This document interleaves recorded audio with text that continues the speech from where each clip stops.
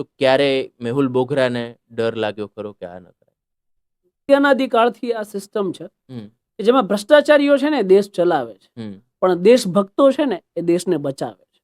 તો બસ એ જ રોલ શીખ્યા છીએ કે મુખ્ય કામ છે દેશને બચાવવું, જે થવું હોય એ થાય. રાઈટ?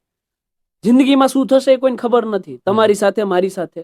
હમ એક વસ્તુ ફિક્સ છે જેને કોઈ ટાળી ના શકે, છે મોત. Death is certain. એ સ્વીકારવાનું છે, ચાહે આજ આવે, કાલ આવે, પરસો આવે કે ગમે ત્યારે આવે.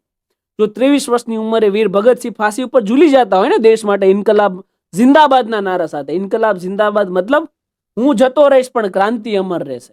જ્યારે જ્યારે આ દેશને કોઈ ગુલામ બનાવવાની કોશિશ કરશે ને ત્યારે મારી જેવા પુત્રો પાકશે આ ધરતી ઉપર, જે અન્યાય સામે, ભ્રષ્ટાચાર સામે, ગુલામી સામે લડત આપશે. એટલે ક્રાંતિ ત્યારે પણ અમર હતી, ક્રાંતિ અત્યારે પણ અમર છે, ભવિષ્યમાં મેહુલ બોગરા હશે કે નહીં હોય, એ ક્રાંતિ અમર હશે. તો ક્યારે મોતની ચિંતા કરતા નથી, અને નથી કરતા એટલે જ બેબાકપણે લડી શકીએ